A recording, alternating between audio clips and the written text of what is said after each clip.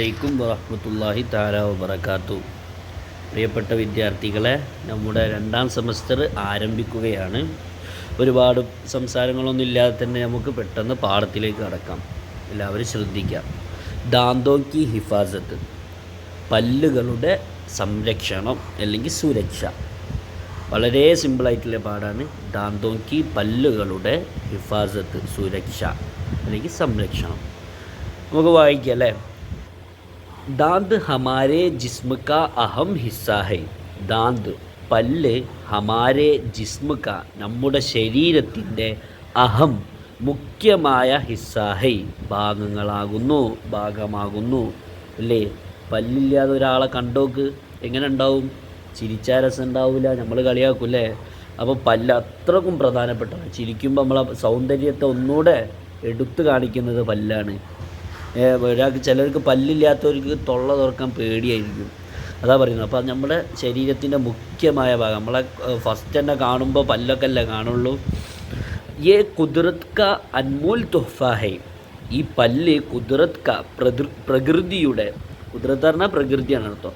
പ്രകൃതിയുടെ അൻമോൽ തുഹ്ഫ ഹൈ, അമൂല്യമായ ഒരു സമ്മാനമാകുന്നു. ശരിയല്ലേ? ഓ, നമ്മൾ ആലോചിച്ച് നോക്കി. പല്ലില്ലെങ്കിൽ യേ ഹമാരെ ചെഹ്റേക്കോ, ഈ പല്ല് ഹമാരെ ചെഹ്റേക്കോ, നമ്മുടെ മുഖത്തെ അല്ലേ, അല്ലെങ്കിൽ നമ്മുടെ മുഖത്തിന് ദിൽക്കശ് ബനാത്തേഹേ, ഒരു ആകർഷണീയത എന്താകുന്നു? ബനാത്തേഹേ, ഉണ്ടാക്കുന്നു അല്ലേ. പല്ല്, ചിലവരെ പല്ല് കണ്ടാൽ നമ്മളങ്ങോട്ട് എന്താവും? വളരെ എന്ത് ഭംഗിയടാ അവനെ കാണാൻ. ചിലവരുണ്ട് അല്ലേ, പൊതുവേ ഉള്ള കാര്യം പറയാം കേട്ടോ. അപ്പോൾ മുഖത്തിന് ഭംഗിയെ തന്നെ ഒരുപാട് അതെന്താക്കുന്നുണ്ട്? മാറ്റുകൂട്ടുന്നുണ്ട് നമ്മളെ പല്ല്.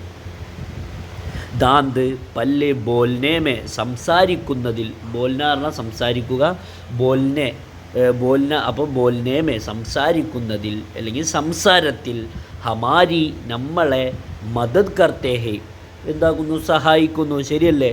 ചിലർ പല്ലില്ലാത്തവർ സംസാരിച്ചാൽ നമുക്ക് മനസ്സിലാവില്ല. അത് ശേഷമുള്ള വരികൾ പറഞ്ഞാൽ മനസ്സിലാവും. ഒന്ന് ശ്രദ്ധിക്കാം. ബഹുത് സെ അൽഫാസ് ഐസേ ഹൈ. ബഹുത്ത്, ഒരുപാട്, അതിനോടൊരു സേം കൂടിയാൽ ഒന്നുകൂടെ ഒരുപാട് എന്നില്ല അർത്ഥം കൊണ്ടും. ബഹുത് സെ, ഒരുപാട്, അങ്ങനെ പറഞ്ഞാൽ കേട്ടോ. ഒരുപാട് അൽഫാസ്, ലഫ്ലുകൾ, വാക്കുകൾ, ഐസേ ഹൈ, ഇപ്രകാരമാകുന്നു. എപ്രകാരം?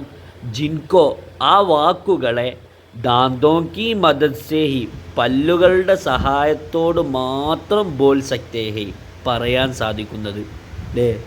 ചിലത് പല്ലില്ലെങ്കിൽ വ്യക്തമാവില്ല. ഇതിങ്ങനെ ഓർഡർ ഇങ്ങനെ ആക്കി എന്നുള്ളൂ. പക്ഷേ മൊത്തത്തിൽ അർത്ഥം പറയുമ്പോൾ എങ്ങനെയാണ്? നിങ്ങൾ ആശയം പറയുമ്പോൾ പല്ലിൻ്റെ സഹായത്തോട് മാത്രം പറയാൻ പറ്റുന്ന ഇപ്രകാരമുള്ള ലഫ്ലുകളുണ്ട്. ശരിയല്ല? നിങ്ങളൊന്ന് ഓർത്ത് നോക്കി. പല്ലില്ലെങ്കിൽ അത് വ്യക്തമാവില്ല. നമ്മളില്ലേ പല്ല്, നമ്മൾ തെജ്വീദിലൊക്കെ പറയുമ്പോൾ പറയാം, പല്ലിൻ്റെ ഇവിടെ തട്ടുമ്പോഴോ അവിടെ തട്ടുമ്പോഴൊക്കെയാണ് ആ വാക്ക് വ്യക്തമാവുള്ളൂ. അങ്ങനെ പറഞ്ഞു വരുമ്പോൾ പല്ലിൻ്റെ സഹായത്തോട് മാത്രം മനസ്സിലാകുന്ന ഒരുപാട് ഇപ്രകാരമുള്ള ലഫ്ലുകളുണ്ട്. ഒന്ന് നോക്കാം. നമുക്ക് അടുത്ത വരി നോക്ക്. ആപ്പിനെ, താങ്കൾ, ഐസേ ബൂഡോക്കോ, ഇപ്രകാരമുള്ള വൃദ്ധന്മാരെ, അതായത് പ്രായം ചെന്നവരെ, ദേക്കാ ഹോഗ, കണ്ടിട്ടുണ്ടാകും. എങ്ങനെ കണ്ടിട്ടുണ്ടാകും? ജിൻകെ, അവരുടെ, ദാന്ത്, പല്ല്, അതായത് അവരുടെ ദാന്ത് നെഹി ഹോത്തെ, അവർ അല്ലെങ്കിൽ അവർക്ക് ദാന്ത്, പല്ല് നെഹി ഹോത്തെ, ഉണ്ടാവില്ല അല്ലേ. അപ്പോൾ പല്ലില്ലാത്തതായ ഒരുപാട് വൃദ്ധന്മാരെ, വയസ്സന്മാരെ നിങ്ങൾ കണ്ടിട്ടുണ്ടാവും അല്ലേ. പിന്നെ അധികം അങ്ങനെ തന്നെ കാണില്ലേ. വയസ്സന്മാരാകുമ്പോൾ പല്ലുണ്ടാകാൻ പാടില്ലല്ലോ, അല്ലെങ്കിൽ ഒരു വയസ്സന്മാരല്ലല്ലോ. അപ്പോൾ വയസ്സന്മാരെ, ഒരുപാട് പല്ലില്ലാത്ത വയസ്സന്മാരെ നിങ്ങൾ കണ്ടിട്ടുണ്ടാകും. ജബ്, ഇനി ശ്രദ്ധിക്കുക. ജബ് വോ, ആ വയസ്സന്മാർ, ബോൽത്തേ ഹൈ, സംസാരിക്കും, ബോൽത്തേ ഹൈ തോ, സംസാരിക്കുമ്പോൾ, അപ്പോൾ ഒരു സംസാരിക്കുകയാണെങ്കിൽ എന്താ? മുഷ്കിൽ ഹീസെ, വളരെ പ്രയാസത്തോടെ ആണ്, ഉൻകി, അവരുടെ, ആ വയസ്സന്മാരുടെ, ബാത്ത്, സംസാരം, സമജ് മേ ആത്തി ഹെ, എന്താ പറയുക, മനസ്സിൽ വരുന്നത്, അതായത് മനസ്സിലായി വരുന്നത്. ശരിയല്ലേ? പല്ലില്ലാത്ത ഒരുപാട് വയസ്സന്മാരങ്ങൾ കണ്ടിട്ടുണ്ടാകും. അവരിങ്ങനെ സംസാരിക്കുമ്പോൾ നമ്മൾ വളരെ പ്രയാസത്തോടെ ഇങ്ങനെ ആയിരിക്കും അവരുടെ സംസാരം നമുക്ക് മനസ്സിലാവുക. ശരിയല്ലേ? ചിലർ സംസാരിക്കുമ്പോൾ നമ്മളിങ്ങനെ ഒന്നുകൂടെ അവരുടെ അടുത്തേക്ക് പോയിട്ട് എന്തിനു പറഞ്ഞത്, നിങ്ങളെന്തായിരുന്നു പറഞ്ഞത് പറഞ്ഞിട്ട് നമ്മളിങ്ങനെ വീണ്ടും അവരോട് ആവർത്തിച്ചു പോകും. അതാ പറഞ്ഞത്. അപ്പോൾ പല്ല് എന്നുള്ളത് ഭംഗിക്ക് മാത്രമല്ല, നമ്മളെ സംസാരത്തിന് പോലും അത്യന്താപേക്ഷിതമാണ്. ഓക്കെ, ഇനി ശ്രദ്ധിക്കാം. ജബ് ബച്ച, കുട്ടികൾ ജബ് ബച്ച പൈദാ ഹോത്താ ഹേ തോ, കുട്ടികൾ ജനിക്കുമ്പോൾ ഉസ്കെ ദാന്ത് നഹി ഹോത്തെ, അവർക്ക് എന്തുണ്ടാവില്ല? പല്ലുണ്ടാവില്ല. ശരിയല്ലേ? കുട്ടികൾ ജനിക്കുമ്പോൾ പല്ലുണ്ടാവില്ല. ഇനി ബച്ച കുട്ടി ജബ് 6-7 മഹീനെ കാ ഹോ ജാത്താ ഹേ തോ, बच्चा जब 6-7 മഹീനെ കാ ഹോ ജാത്താ ഹേ തോ, കുട്ടികൾ 6-7 മഹീനെ കാ ഹോ ജാത്താ ഹേ തോ, മാസങ്ങൾ കഴിയുമ്പോൾ അല്ലെങ്കിൽ മാസങ്ങളാവുമ്പോൾ ഉസ്കെ ദാന്ത് അവരുടെ അതായത് ആ കുട്ടിയുടെ പല്ലുകൾ നിക്കൽനെ ലഗ്തേ ഹേ എന്താകുന്നു? പുറപ്പെടാൻ തുടങ്ങുന്നു. ശ്രദ്ധിക്കാം. ബച്ച കുട്ടികൾ ജബ് 6-7 മഹീനെ കാ ഹോ ജാത്താ ഹേ തോ, 6-7 മാസങ്ങളാകുമ്പോൾ, മഹീനേക്ക മാസങ്ങളുടെ എന്നാണ് നമ്മൾ അർത്ഥം വെക്കുക. അവിടെ ഇങ്ങനെ വെക്കുമ്പോൾ മഹീനേക്ക മാസങ്ങൾ, ഹോ ജാത്താ ഹേ തോ ആകുമ്പോൾ, ഹോന എന്ന് പറഞ്ഞാൽ ആവുക എന്നാണ്. ജാന എന്ന് പറയുമ്പോൾ അത് മജ്ഹൂലാക്കും. പക്ഷേ ഇവിടെ അർത്ഥം വെക്കുമ്പോൾ ആകപ്പെടുമ്പോൾ ഒന്ന് വെക്കണ്ട, ആകുമ്പോൾ. ഉസ്കെ ദാന്ത് ആ കുട്ടികൾ എന്താ പറയുക, ഉസ്കെ ദാന്ത് നിക്കലിനെ ലഗ്തേ ഹേ അവർക്ക് എന്താകുന്നു? പല്ല് പുറപ്പെട്ടു തുടങ്ങുന്നു. നിക്കലിന പുറപ്പെടുക, ലഗ്ന തുടങ്ങുക. അപ്പോൾ പുറപ്പെട്ടു തുടങ്ങുന്നു. ശരിയല്ലേ? പുറപ്പെടാൻ തുടങ്ങിയാൽ എപ്പോഴാണ്?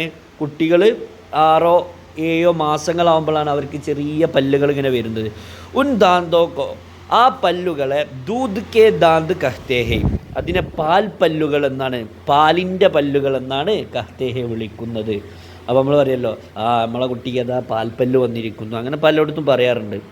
ലേക്കിൻ പക്ഷേ ബച്ച കുട്ടികൾ ജബ് 6 സാൽ കാ ഹോ ജാത്താ ഹേ തോ, ജബ് 6 സാലാണ് അതായത് 6 വയസ്സാകുമ്പോൾ, മാസമല്ല കേട്ടോ, 6 വയസ്സാകും, സാൽ വർഷം, 6 വയസ്സാകുമ്പോൾ ദൂദ് കെ ദാന്ത് അവരുടെ ആ പാൽപ്പല്ല് ഗിർനെ ലഗ്തേ ഹേ അതിങ്ങനെ വീഴാൻ തുടങ്ങുന്നു. ശരിയാണ്.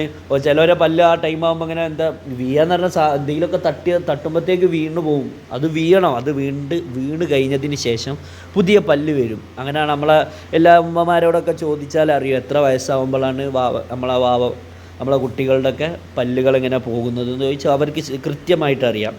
അപ്പം 6 വയസ്സാകുമ്പോൾ ദൂദ് കെ ദാന്ത് ആ പാൽ പല്ല് ഗിർനെ ലഗ്തേ ഹേ വീഴാൻ തുടങ്ങുന്നു.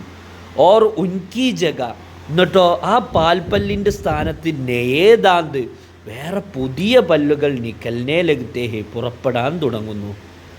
നോക്കി, അത് പോയി കഴിഞ്ഞാൽ പിന്നെ ഇനി പല്ല് വരില്ല എന്നല്ല, അതിൻ്റെ സ്ഥാനത്ത് നല്ല ഫ്രഷായ വേറെ പല്ലുകൾ ഇങ്ങനെ വന്നു തുടങ്ങുന്നു. മാത്രമല്ല 12-13 സാൽ കി ഉമർ തക്ക്, 12 എന്ന് പറഞ്ഞാൽ എത്രയാണ്? 12, 13 എന്ന് പറഞ്ഞാൽ 13. അപ്പോൾ 12-13 സാൽ കി ഉമർ തക്ക് വർഷത്തിൻ്റെ വയസ്സ്, അങ്ങനെയാണ്. സാൽക്കി ഉമർത്തക്ക് എന്ന് പറഞ്ഞാൽ വയസ്സ് എന്ന് പറയണ്ടോ, വർഷത്തിൻ്റെ എന്താ പറയുക, സാൽക്കി ഉമർ അങ്ങനെ മൊത്തം പറയുമ്പോൾ 12-13 വർഷത്തിൻ്റെ വയസ്സ് വരെ അർത്ഥം വെക്കുമ്പോൾ, മൊത്തത്തിൽ അർത്ഥം വെക്കുമ്പോൾ 12-13 വയസ്സാകുന്നത് വരെ സാരേ ദാന്ത് എല്ലാ പല്ലുകളും നിക്കൽ ആത്തേ ഹേ എന്താകുന്നു? വരുന്നു.